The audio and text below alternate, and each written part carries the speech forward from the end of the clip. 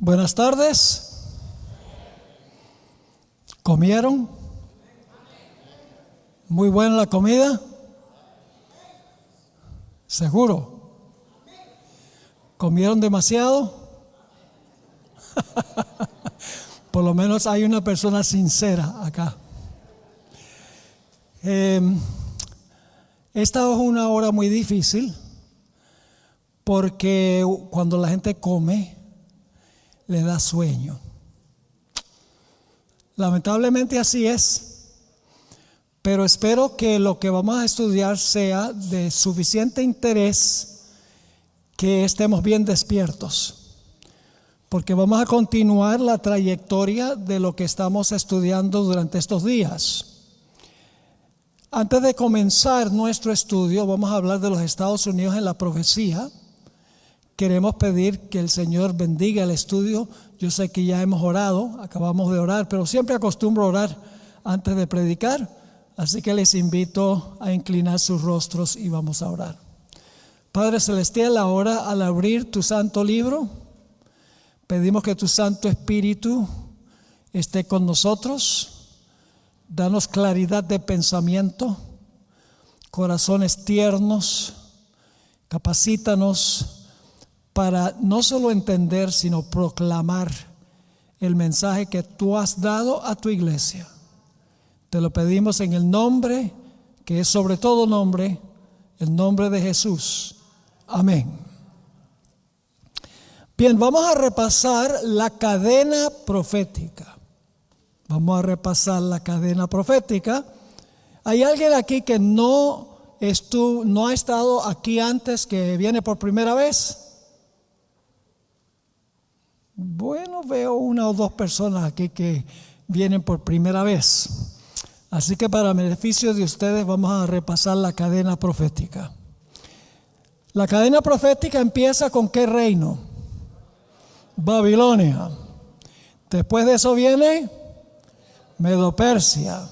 Luego Grecia. Y entonces Roma. ¿Y luego qué pasa con Roma? Se divide en 10.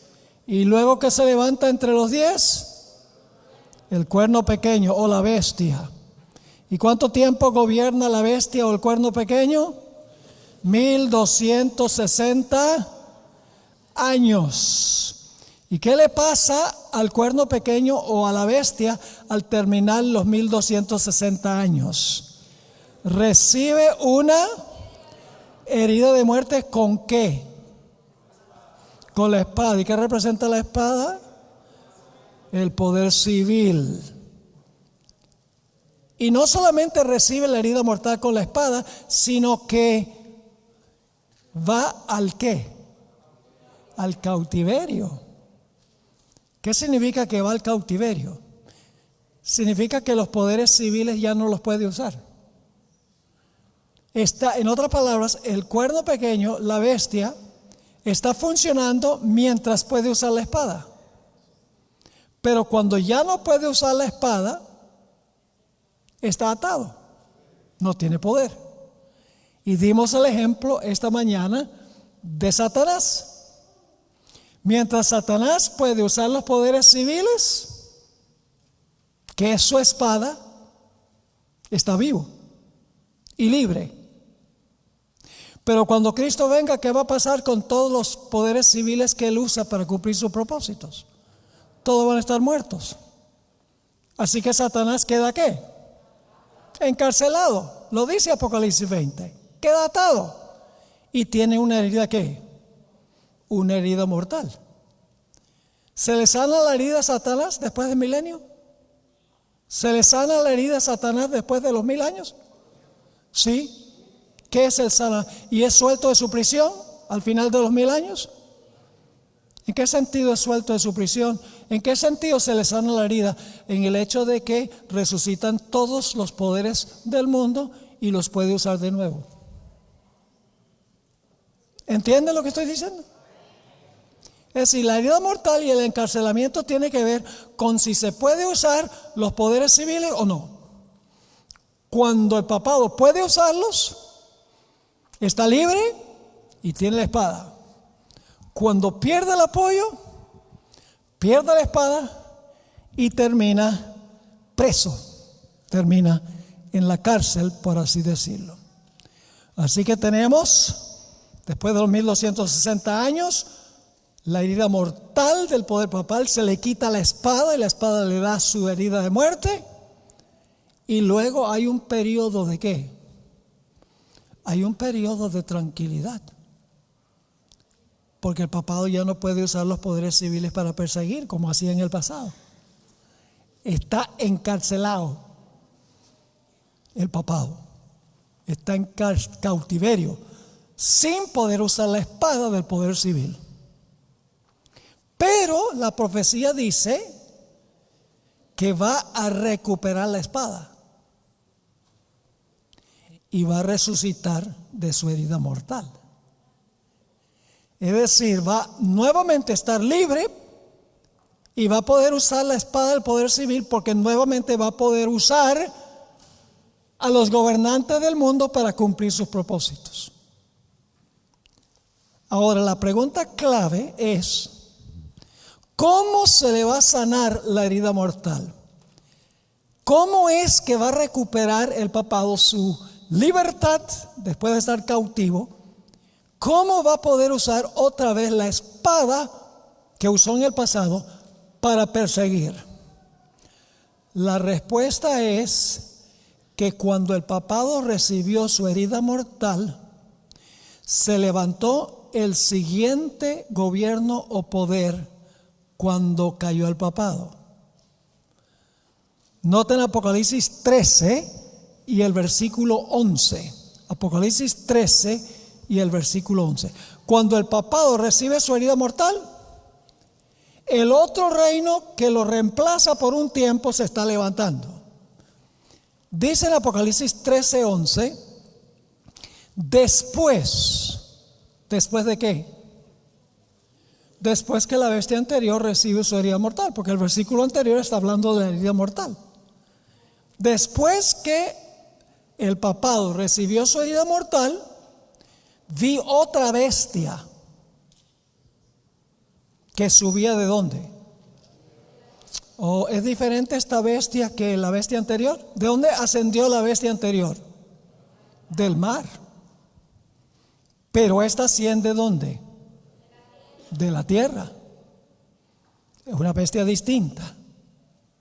Así que dice: después que la bestia anterior recibe la herida mortal, vi otra bestia que subía de la tierra y tenía 2 cuernos semejantes a los de un cordero, pero hablaba como dragón. Ahora necesito explicar algo. En el libro de Apocalipsis, muy comúnmente, el versículo inicial resume toda la carrera de la bestia que se menciona. Es decir, cuando esta bestia se origina, vive de acuerdo a los 2 cuernos como de cordero. Pero al final de su carrera, habla como un dragón. Es decir, no comienza a hablar como dragón desde el momento que se levanta. El versículo 11 nos resume toda la carrera de esta bestia. Su origen, cuando tiene 2 cuernos como de cordero, y luego más adelante en su carrera, cuando comienza a hablar como un dragón. Lo interesante en cuanto a esta bestia es que es una bestia, yo le digo la bestia esquizofrénica. Porque es una bestia que tiene carácter contradictorio. Tiene una doble personalidad. Al final de su carrera, eso es muy importante, al final de su carrera no se quiebran los 2 cuernos antes de que empiece a hablar como un dragón. Habla como un dragón mientras que tiene los cuernos. Es un dato muy importante. Nunca se quiebran los cuernos.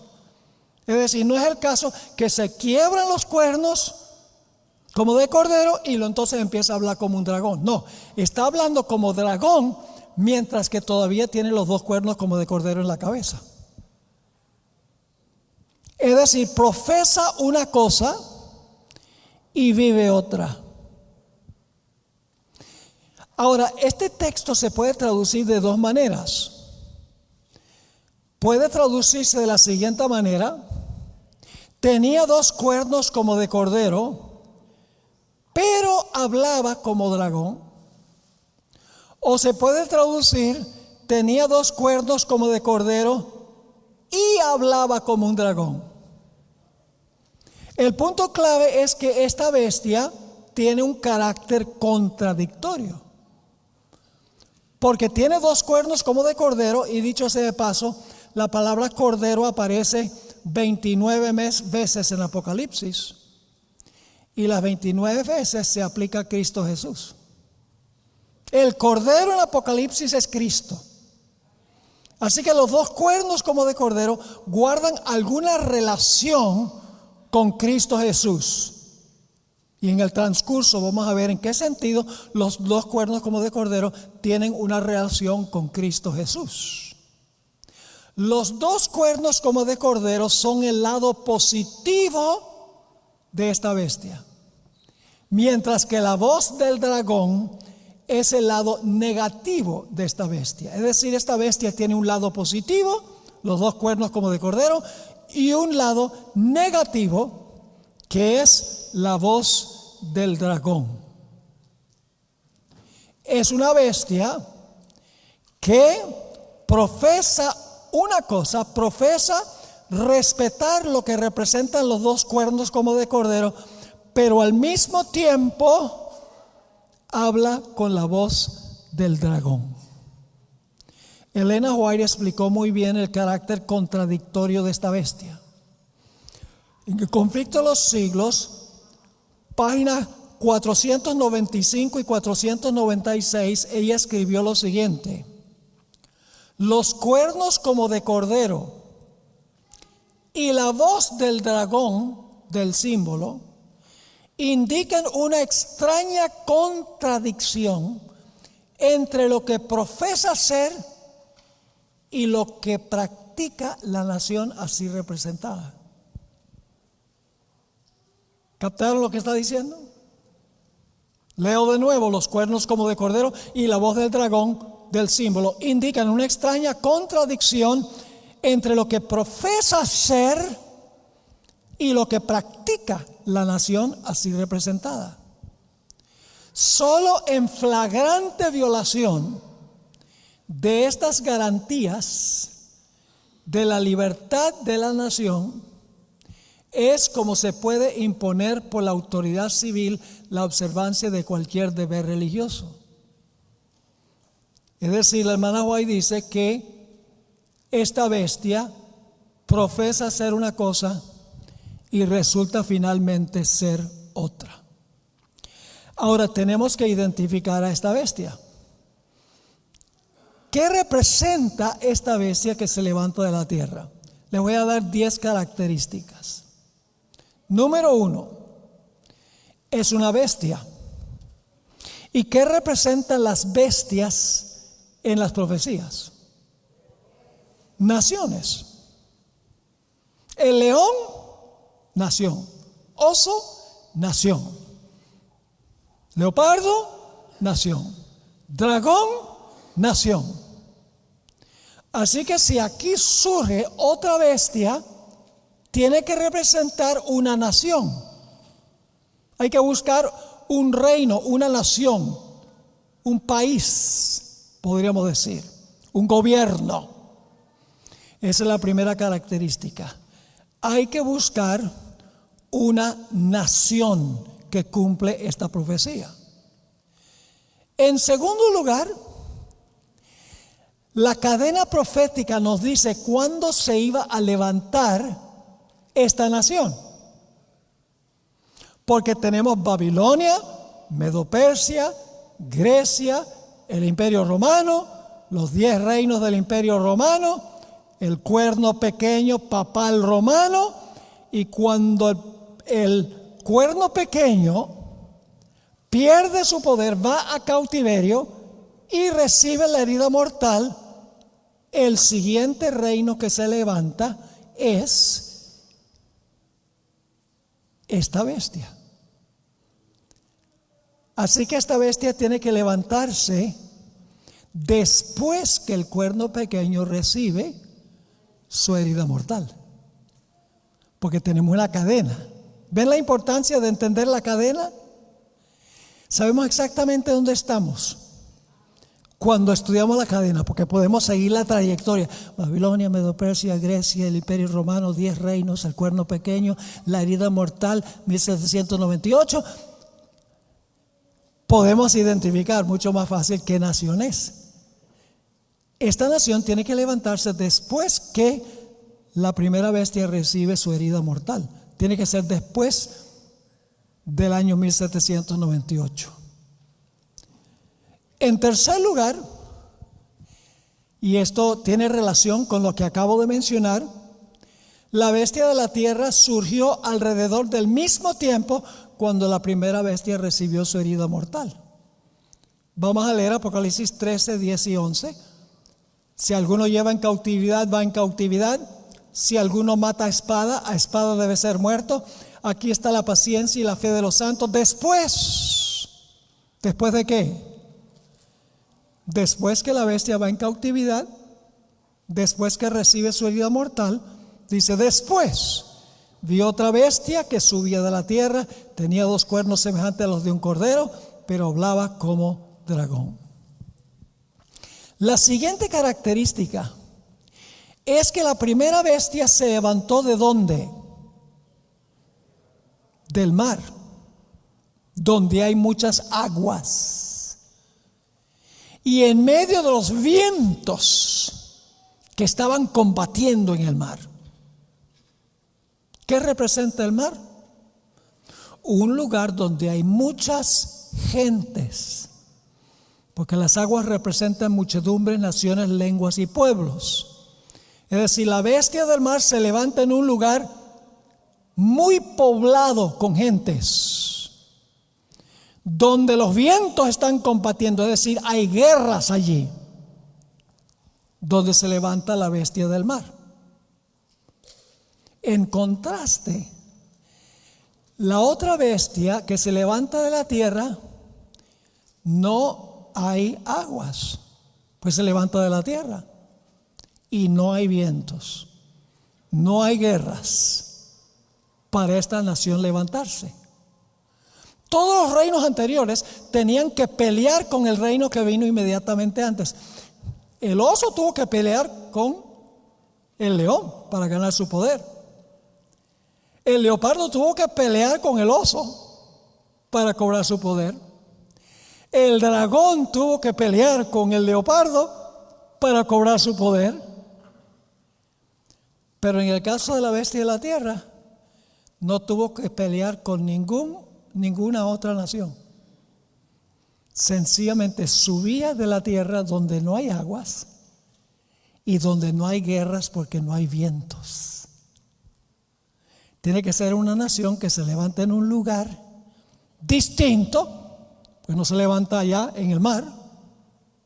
Un lugar escasamente poblado donde no hay aguas y un lugar a donde no cobró el poder, derrocando a una nación anterior. Quiero leerles lo que escribió una revista en Irlanda. Se llama esa revista Dublin Nation y fue publicado en 1850 este artículo. Y dice así, solo una porción: un imperio americano está ascendiendo. Un imperio americano está ascendiendo. Nosotros los isleños, está hablando de Irlanda, nosotros los isleños no tenemos ni idea de los eventos extraordinarios que en medio del silencio de la tierra están añadiendo diariamente al poder y orgullo de esta nación gigantesca. Imagínense la terminología. Le está diciendo a los irlandeses, ustedes ni siquiera se imaginan los eventos extraordinarios de esta nación que se está levantando en medio del silencio de la tierra. Interesante cómo los escritores a veces reflejan el lenguaje bíblico sin hacerlo conscientemente. En 1975, Daniel Bernstein, quien era el bibliotecario de la Biblioteca del Congreso de los Estados Unidos, estaba presentando unas charlas en Londres. Y en una charla dijo lo siguiente: la fertilidad especial de los Estados Unidos consistía en el hecho de que su territorio estaba vacante. ¿Qué es lo que distinguió a los Estados Unidos? Su territorio era ¿qué? Vacante. Es decir, no estaba habitado, no tenía aguas. Y subió en silencio, sin vientos de guerra para guerrear contra otros, para cobrar de los poderes anteriores para cobrar su puesto. Otra característica es que en 1798 la nación estaba recién retoñando, es decir, no había alcanzado su apogeo, estaba recién empezando a crecer. Y eso se denota por una palabra que se usa aquí en el versículo, a donde dice que se levantaba una bestia de la tierra. Esa palabra levantaba es la misma que se usa en la parábola del sembrador.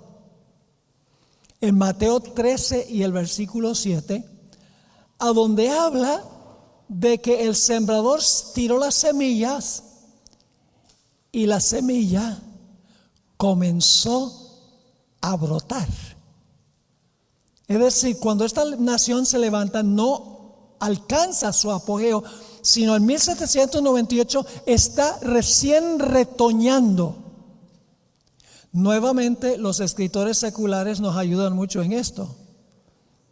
G.A. Townsend, en su libro El Mundo Nuevo comparado con el Antiguo, página 462, escribió lo siguiente en cuanto a los Estados Unidos: como una semilla silenciosa, crecimos hasta llegar a ser un imperio.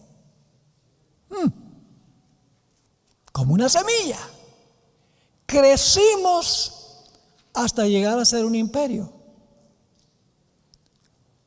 En 1798 tenemos que buscar una nación que estaba recién surgiendo, como una planta, como se usa en la parábola del sembrador.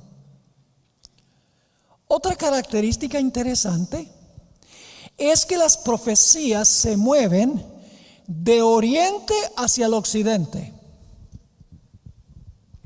Los primeros dos poderes de Daniel 7, el león y el oso, se levantan en Asia. Las dos siguientes bestias, que son el leopardo y la bestia espantosa y terrible, el dragón, se levantan en Europa. Y si ustedes conocen la geografía, Asia queda más al oriente y luego viene Europa al occidente. Si la profecía se está moviendo de oriente a occidente, ¿a dónde esperaríamos conseguir este reino? Pues no sería en Asia, ni tampoco en Europa, porque ahí había mucha población. Todas las bestias de Daniel 7 se levantaron donde había muchas aguas, según Daniel 7. Yo pregunto, ¿qué es lo que queda al occidente de Asia y Europa? No me digan que el océano Atlántico. técnicamente es el océano Atlántico. Pero ¿qué queda al occidente del océano Atlántico? América. ¿Están conmigo? Tenemos que buscar entonces una nación que está al occidente de Asia y de Europa. Otra característica que mencionamos en uno de los temas es que esta bestia se levanta de la tierra que ayudó a la mujer que estaba siendo perseguida en Europa. ¿Recuerdan que hablamos del territorio de Estados Unidos antes que surgiera una bestia aquí? El territorio de los Estados Unidos le proporcionó refugio a la mujer que estaba siendo perseguida en Europa por el papado. No sé si me están entendiendo o no. Quiere decir entonces, claramente, al examinar esta característica, que la tierra que le suministró refugio a la mujer, la tierra que ayuda a la mujer cuando los peregrinos huyeron para acá, luego de esa tierra surge una nación, porque surge la bestia de la tierra, la misma tierra que ayudó a la mujer cuando estaba siendo perseguida. Y pronto celebraremos Thanksgiving,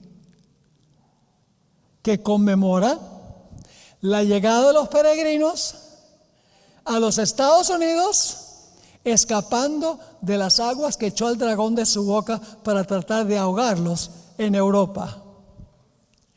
La siguiente característica es que esta nación que recién estaba retoñando en 1798 como una planta, se iba a convertir en una potencia mundial.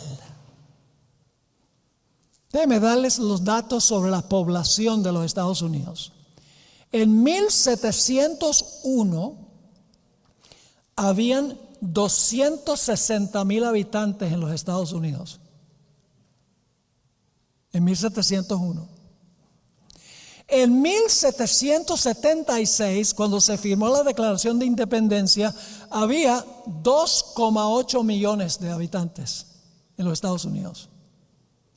En el año 1800, 25 años después, el país tenía 5,236,000 habitantes.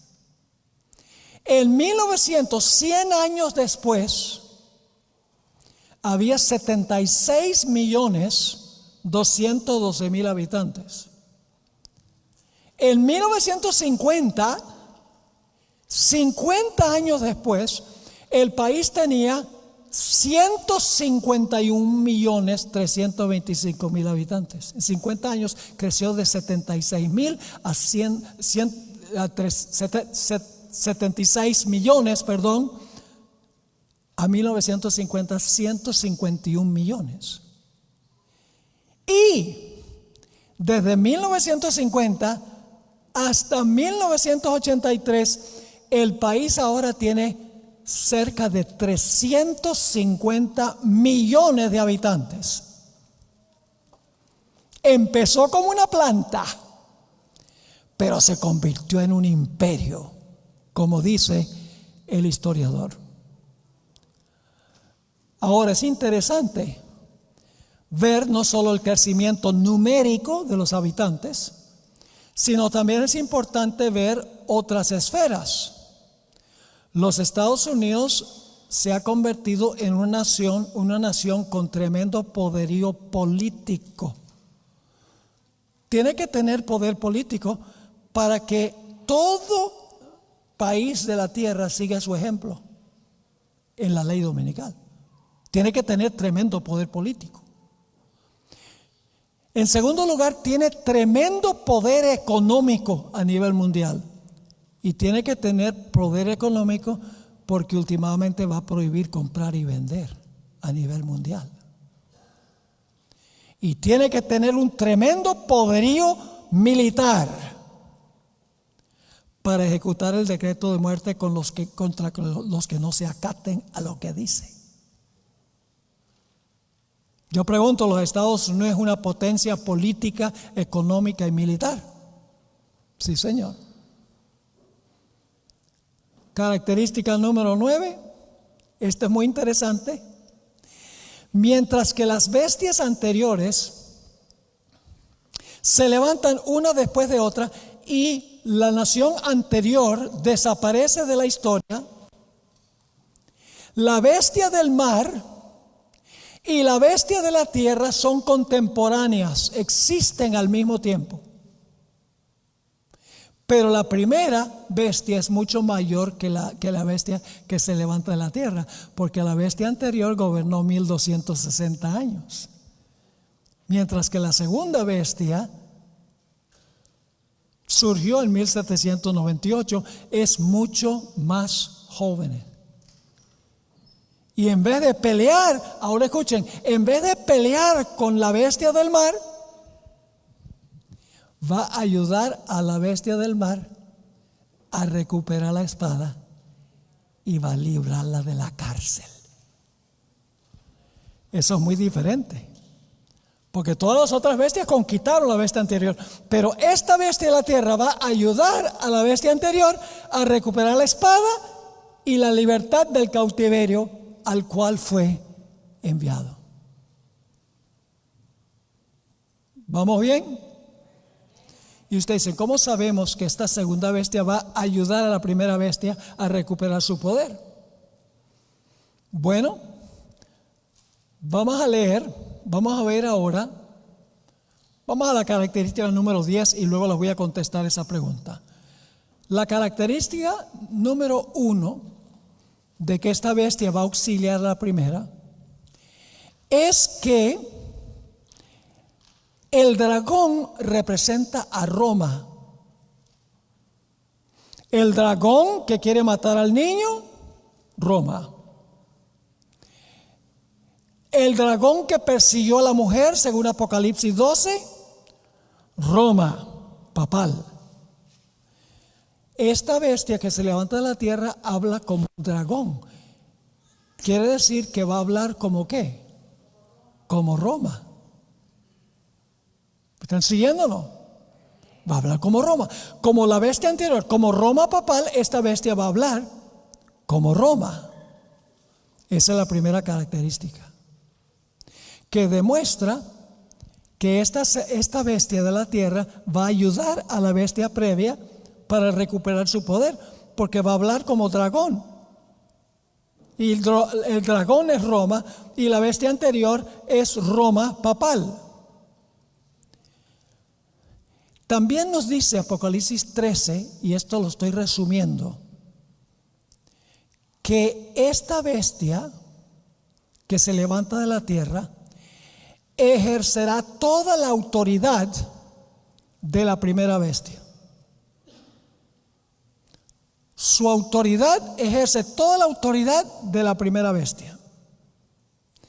También dice que todo lo que hace, lo hace en presencia de la primera bestia.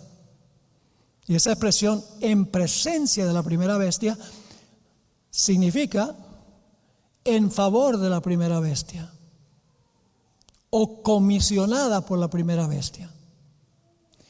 También dice allí en cuanto a esta bestia que va a mandar a todo el mundo a adorar a la primera bestia. Dice también que hará una imagen de la primera bestia. Hará una imagen en honor de la primera bestia. Impondrá la marca de la primera bestia. Me da la impresión de que esta bestia que se levanta de la tierra, todo lo que hace es para complacer a la primera bestia, para devolverle el poder a la primera bestia. Ahora, notemos la característica número 10. Y ustedes dicen, bueno, ¿cuáles son las características que no hemos estado llevando la cuenta? Vamos a repasar. Número 1, una bestia no representa una persona, sino que representa una ¿qué? Una nación. Hay que buscar una nación. En segundo lugar, ¿dónde se encuentra en la cadena profética? Después de la herida mortal. Luego nos dimos cuenta que no se levanta en el mar donde hay vientos, donde hay mucha gente y conflicto militar, sino que se levanta de la tierra. Luego, en 1798 está recién brotando, no ha alcanzado su apogeo de poder. La siguiente característica es que no es en Asia ni en Europa, porque esas naciones se levantaron del mar, según Daniel 7.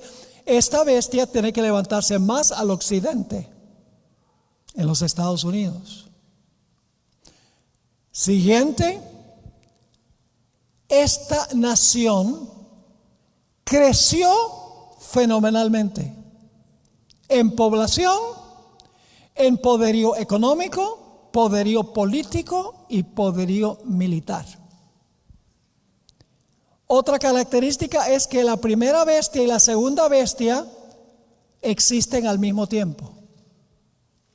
Y la segunda bestia lo que hace es ayudar a la primera bestia a que se le cure la herida y recupere la espada. Ahora vamos a notar la característica número 10. La característica número 10 es que tiene dos cuernos como de cordero. ¿Qué representan estos dos cuernos como de cordero? Bueno, quiero leerles un comentario de un comentarista famoso, su nombre es Adam Clarke. Fíjense lo que dice sobre los dos cuernos. Así como la bestia con 7 cabezas tenía 10 cuernos, y estos representan los muchos reinos que se aliaron para apoyar a la iglesia latina, es decir, para apoyar al papado.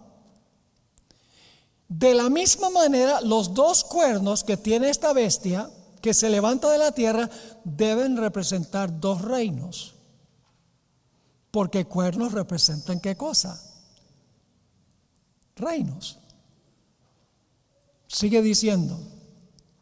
Pues si los cuernos de una bestia representan reinos en una parte del Apocalipsis, este símbolo también debe representar reinos cuando se usa en forma similar en otras partes del mismo libro. Así que los cuernos representan reinos. Reinos dentro de un reino. Porque los 10 cuernos todavía son Roma. Es una sola bestia, un solo dragón, pero son reinos dentro de ese imperio. Ahora, el paralelo más cercano a este, de los dos cuernos como de cordero, se encuentra en Daniel 8 y el versículo 3.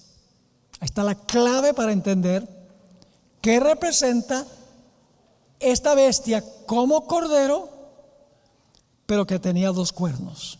Noten Daniel 8 y el versículo 3. Alcé los ojos y miré, y he aquí un carnero. ¿Qué es un carnero? Es un cordero macho. Un carnero es un cordero macho. He aquí un carnero que estaba delante del río y tenía, ¿qué? Tenía dos cuernos. Y aunque los cuernos eran altos, uno era más alto que el otro, y el más alto creció después. Un carnero o cordero macho con dos cuernos. ¿Qué representan esos dos cuernos? No hay que adivinar, porque el versículo 20 dice que representan los dos cuernos. Dice en el versículo 20 de Daniel 8: en cuanto al carnero que viste, que tenía dos cuernos, estos son los reyes de Media y de Persia. Un solo carnero con dos reinos, medos y persas.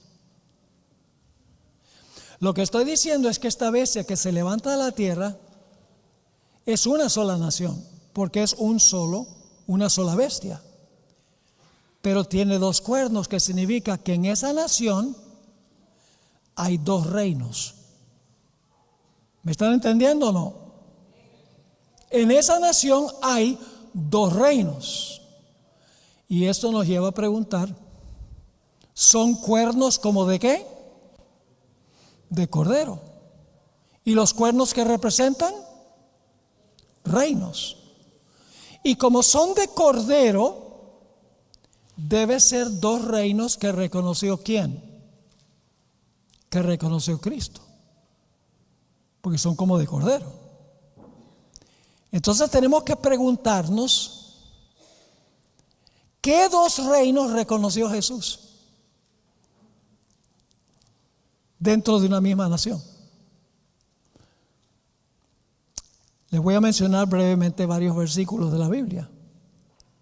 Y repito, que en Apocalipsis cada vez que se usa la palabra cordero, es Jesús, 29 veces. Así que estos dos cuernos, dos reinos, como son de cordero, significa que son dos reinos que reconoció Jesús. Ahora, ¿cuáles son los dos reinos que reconoció Jesús? Vayan conmigo a Mateo 22, 19 al 21. Es cuando acusaron o le preguntaron a Jesús si se debía dar impuestos a César, al poder civil. Dice Jesús, mostradme la moneda del tributo. Y ellos le presentaron un denario. Entonces les dijo, ¿de quién es esta imagen? ¿La cara de quién está en esta moneda? ¿Y cuál es la inscripción? ¿Qué nombre va ahí? Le dijeron, de César. Y les dijo, dad pues a César, es el poder civil, ¿sí o no? Dad pues a César lo que es de César y a Dios lo que es de Dios. ¿Dios tiene un reino? Sí. ¿César tiene un reino? Sí. Noten Mateo 4, 8 al 10. ¿Qué sucedió cuando Satanás le ofreció a Jesús todos los reinos del mundo? Que Jesús llegara a ser un rey terrenal. ¿Jesús tomó las riendas del reino, de los reinos mundanos? No. Dice Mateo 4, 8 al 10, otra vez le llevó el diablo a un alto monte y le mostró todos los reinos del mundo y la gloria de ellos. Y le dijo, todo esto te daré si postrado me adorares. Entonces Jesús le dijo, vete Satanás, porque escrito está, al Señor tu Dios adorarás y a Él solo servirás. Cristo rehusó tomar dominio sobre los reinos terrenales, pero eran reinos. Jesús, cuando compareció ante Pilato, Pilato le preguntó, ¿eres tú un rey? ¿Y qué dijo Jesús? Respondió Jesús, mi reino no es de este mundo. Entonces, ¿cuántos reinos reconoció Jesús? 2, el de él y el del mundo. ¿De acuerdo? Mi reino no es de este mundo. Si mi reino fuera de este mundo, mis servidores pelearían para que yo no fuera entregado a los judíos, pero mi reino no es de aquí. ¿Tenía Jesús su reino? ¿El mundo también tiene su reino? Sí, pero Jesús dice, el mío no es de aquí. El de aquí funciona aquí, pero el mío no es de aquí. Jesús reconoció dos reinos que existían simultáneamente en el Imperio Romano. El primer reino, el poder civil de Roma, y el segundo reino, el de Dios. Ahora, ¿saben que Jesús se refirió a su reino como el reino de los cielos? El reino de los cielos es el reino de la iglesia. Nunca Jesús procuró apoderarse del poder del imperio romano para adelantar su obra. Reprendió a Santiago y a Juan cuando las aldeas samaritanas no querían que Jesús pasara por ellas, Santiago y Juan, los hijos del trueno, dijeron: ¿quieres que llamemos fuego del cielo para incinerar a esa gente? Quieren usar la fuerza. Cuando Cristo alimentó a los 5,000, dice que querían apoderarse de él para hacerlo rey de este mundo. Jesús se fue. Y no solo eso, sino también Cristo reprendió a Pedro cuando usó la espada para defender su reino. El Nuevo Testamento deja muy en claro que Jesús reconoció 2 reinos. Y nosotros leímos Romanos el capítulo 13, versículo 1 al 4, donde el apóstol Pablo dice que debemos someternos a las autoridades superiores. Debemos sujetarnos al gobierno, es lo que está diciendo Pablo. Es decir, Pablo reconoció que hay un reino legítimo aquí. Inclusive el apóstol Pablo dice que si nosotros no obedecemos al poder civil, dice, acarreamos el juicio de Dios. Así que en cortas cuentas, los 2 cuernos como de cordero representan 2 reinos. Y como son de cordero, son los 2 reinos que reconoció Jesús. Y los 2 reinos que reconoció Jesús son el reino de Él, que es la iglesia, y el reino del Estado, que es el reino de esta tierra. Es decir, que esta nación que se levantó tiene que ser un reino o una nación que reconoce la existencia de 2 reinos: el de Dios y el reino del poder secular. ¿Me están entendiendo? Ahora, note lo que dice Lucas 17, 20 y 21. Lucas 17, 20 y 21. ¿Qué clase de reino estaban esperando los judíos? Que Jesús tomara las riendas del poder civil e implantara por la fuerza su reino aquí en esta tierra. Fíjense lo que dice Lucas 17, 20 y 21.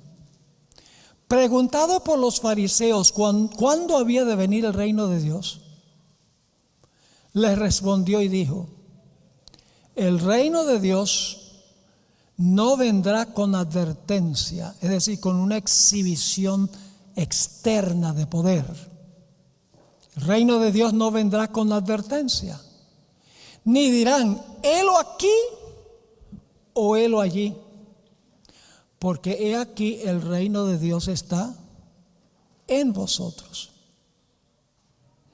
Ahora quiero leerles una cita un tanto larga del Espíritu de Profecía, a donde ella habla de Jesús y la relación que Jesús tenía con el poder civil. Es una cita que viene del deseo de todas las gentes, poderosa. Bueno, no tengo aquí anotado la página, pero les puedo dar eso. Está en el deseo de todas las gentes. Dice lo siguiente: el reino de Dios viene sin manifestación exterior. El evangelio de la gracia de Dios, con su espíritu de abnegación, no puede nunca estar en armonía con el espíritu del mundo. Los 2 principios son antagónicos. Mas el hombre animal no percibe las cosas que son del Espíritu de Dios, porque les son locura y no las puede entender, porque se han de examinar espiritualmente. Pero ahora escuchen. Pero hoy hay en el mundo religioso multitudes que creen estar trabajando para el establecimiento del reino de Cristo como dominio temporal y terrenal. Entre ellos están los de la extrema derecha en los Estados Unidos, que quieren que el gobierno prohíba, por ejemplo, el matrimonio homosexual, que el gobierno prohíba los transgéneros, eventualmente que el gobierno imponga el domingo como día de reposo. Ahora fíjense lo que sigue diciendo este texto. Pero hay en el mundo religioso multitudes que creen estar trabajando para el establecimiento del reino de Cristo como dominio temporal y terrenal. Desean hacer de nuestro Señor el rey de los reinos de este mundo, el gobernante de sus tribunales y campamentos, de sus asambleas legislativas, sus palacios y sus plazas. Esperan que reine por medio de promulgaciones legales impuestas por autoridad humana. Como Cristo no está aquí en persona, ellos mismos quieren obrar en su lugar, ejecutando las leyes de su reino. Ahora escuchen, el establecimiento de un reino tal es lo que querían los judíos en los días de Cristo. Ahora escuchen bien. Habrían recibido a Jesús si Él hubiese estado dispuesto a establecer un dominio temporal, a imponer lo que consideraban como leyes de Dios y hacerlos los expositores de su voluntad y los agentes de su autoridad. Pero Él dijo: mi reino no es de este mundo. No quiso aceptar el trono terrenal. Ahora la cita se vuelve aún más interesante. El gobierno bajo el cual Jesús vivía era corrompido y opresivo. ¿Cómo era el gobierno romano? Corrompido y opresivo. Por todos lados había abusos clamorosos, extorsión, intolerancia y crueldad insultante. Sin embargo, el Salvador no intentó hacer reformas civiles. Nunca encontramos a Jesús con un cartel en contra del matrimonio homosexual. No me entiendan mal. El matrimonio homosexual está condenado en la Biblia. Nunca andó con una pancarta en una demostración en contra de los transgéneros. Jesús nunca intervino en el dominio político de Roma. Sigue diciendo la cita. Sin embargo, el Salvador no intentó hacer reformas civiles. No atacó los abusos nacionales, ni condenó a los enemigos nacionales. Jesús no dijo: esos musulmanes, hay que acabar con ellos. No. ¿Será que a Jesús no le interesaba nada de eso? Escuchen. El que era nuestro ejemplo se mantuvo alejado de los gobiernos terrenales. ¿Por qué? No porque fuese indiferente a los males de los hombres. No era indiferente a que el matrimonio homosexual y todo eso está en contra de la Biblia. No porque fuese indiferente a los males de los hombres, sino porque el remedio no consistía en medidas simplemente humanas y externas. Para ser eficiente, la cura debía alcanzar a los hombres individualmente y debía regenerar el corazón. Yo les pregunto, los que están en contra del matrimonio gay, cuando andan con sus pancartas y gritería, ¿cuántos de los transexuales y homosexuales van a escuchar lo que ellos están diciendo? Crea más oposición. No me entiendan mal. Esas cosas son contrarias a Dios. Pero ¿dónde está el remedio? El remedio es el Espíritu Santo obrando en los corazones de esas personas. Porque el cambio viene de adentro hacia afuera. No por legislación, sino por la transformación del corazón. Jesús entendía eso. Por eso Jesús dijo: es inútil que yo critique a Roma, porque era costumbre, cuando una pareja no quería un bebé, lo dejaban a la intemperie que se muriera. En Roma, muy común. Todos los emperadores tenían montones de amantes que eran hombres. Sin embargo, nunca Jesús habló de esas cosas, porque él sabía que de nada valía criticar eso, cuando lo único que podía resolver el problema era la transformación del corazón. Les doy un ejemplo. Yo soy un excelente panadero. ¿Saben? Panadero de primera categoría. Y no me da vergüenza decirlo. Y les voy a decir cómo es que yo hago el pan. Yo tomo la harina, lo mezclo con el agua y con los ingredientes, y ya cuando tengo la bola de masa, le echo levadura por encima. Usted no es ningún panadero. Estoy hablando con sarcasmo. Para que la masa crezca, ¿a dónde hay que colocar la levadura? Adentro de la masa, y la masa crece. Así es en la vida espiritual. De nada vale condenar esto y aquello y lo otro con pancartas, con protestas y con gritería, y todo eso no logra nada. Lo que hace es lograr más oposición. Lo que tenemos que hacer es alcanzar el corazón, y entonces la conducta cambia. ¿Me están entendiendo? Así que yo pregunto, ¿qué representa esta bestia que se levanta de la tierra? ¿Y qué representan los dos cuernos? No cabe duda por las características que esta bestia que se levanta de la tierra representa los Estados Unidos de América.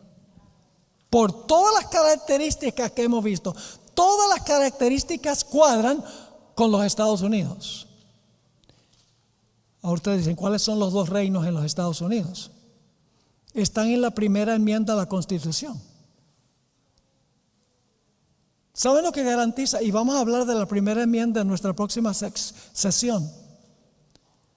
¿Saben lo que dice la primera enmienda?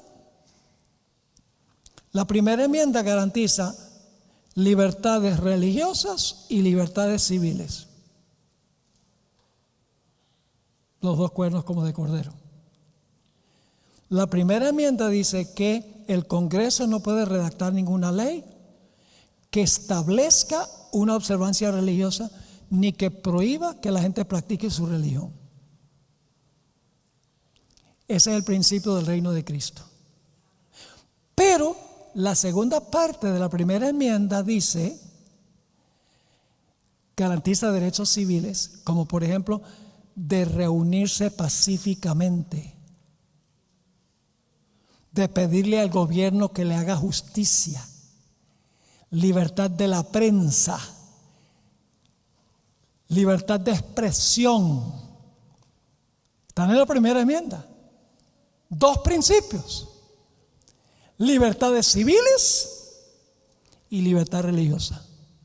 Son los dos reinos: el reino de Cristo y el reino del gobierno, coexistiendo en una misma nación. Una bestia con cuernos como de cordero, dos principios que reconoció Jesús. Los dos reinos que reconoció Jesús en una misma nación. ¿Están entendiendo o no? Pero en nuestra próxima sesión vamos a ver que va a llegar un momento en que esta bestia, que reconoce dos reinos, el secular y el de la iglesia, cada uno con su espada, como vimos esta mañana, esa bestia lo que va a hacer es cambiar su conducta. Y mientras que al principio en la Constitución garantizó libertad civil y religiosa, separación de la iglesia del Estado, de los dos reinos, va a repudiar esos principios Y ya no se va a portar como Jesús, sino que va a hablar como un dragón. Y ya estamos viendo los comienzos de esto. Porque hay muchos casos donde están tratando de limitar la libertad de expresión. Particularmente durante la pandemia. Cualquier medio de comunicación que decía que la gente no debía vacunarse era vetado en las redes sociales, porque no cuadraba con lo que el gobierno quería. Ese es el comienzo. Y hay otras cosas que podría mencionar a donde se está coartando la libertad de expresión en muchos casos, que es una violación de la primera enmienda de la Constitución. La Constitución también garantiza la habilidad de reunirse pacíficamente. Pero muchos hoy en día, en vez de reunirse pacíficamente, se reúnen con alboroto y con violencia. Así que estamos viendo el desmoronamiento de lo que fue esta nación en sus comienzos. Y lo que me preocupa, yo no tengo ninguna posición en cuanto a inmigración. Ese es un asunto del gobierno, no es un asunto mío. Pero me preocupa que muchos de los inmigrantes que están entrando a los Estados Unidos, millones de ellos, vienen de países católicos. Y no saben los principios sobre los cuales fue fundamentado este país. Vienen de países a donde la iglesia y el Estado son así. Y cuando llegue el momento en los Estados Unidos en que el poder civil quiera imponer observancias religiosas, bueno, eso es a lo que nosotros estamos acostumbrados. Es vital que cualquier persona que inmigre a este país conozca cómo este país se fundó. Y yo sé que para la ciudadanía se exige un examen. ¿Quién fue el primer presidente de los Estados Unidos? Give me a break. George Washington. ¿Cómo informa eso a la gente? ¿Cuál es la capital de Wyoming? Ese tipo de preguntas. Yo creo que deberían tomar un curso sobre los principios sobre los cuales fue fundado este país.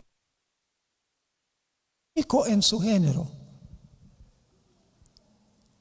Es una nación excepcional. No porque la gente es más inteligente o más bonita, o porque hay paisajes más bonitos, porque hay más plata, porque los militares son más fuertes. Nada de eso cuenta. Lo que hace que esta nación sea diferente a todas las demás naciones son los principios sobre los cuales fue fundamentado el país. Pero tristemente eso va a cambiar. Y en nuestro próximo y último tema vamos a hablar sobre lo que dijeron los fundadores de los Estados Unidos en cuanto a la iglesia y el Estado. Y les voy a mostrar algo. Todos los padres fundadores de los Estados Unidos mencionan los dos cuernos.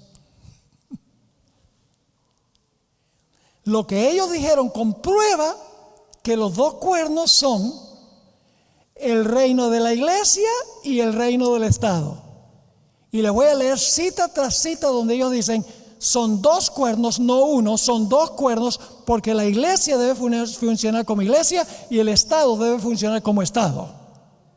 No se deben mezclar. Pero este país va a hablar como un dragón cuando los Estados Unidos le devuelven el poder al papado. ¿Qué hacía el papado? El papado lo que hacía era usar la espada del poder civil para imponer religión. Y eso es lo que va a pasar con este país. Así que ahora vamos a tomar un receso, vamos a pedir que se haga el anuncio de lo que vamos a hacer un ratico. Y luego vamos a venir y vamos a hablar de la imagen de la bestia. ¿Saben lo que es la imagen de la bestia? Es una imagen que levanta los Estados Unidos de la primera bestia. Así que vamos a orar y entonces vamos a tener después nuestro último tema. ¿Les quedó claro el tema? ¿Está claro? Así que les animo, estudien la historia de los Estados Unidos. Y hay un punto, ahora se me ocurre un pensamiento que tengo que compartir. La historia de los Estados Unidos tiene dos etapas. La etapa colonial, donde todavía no existía el país porque eran colonias de Inglaterra, y la etapa constitucional.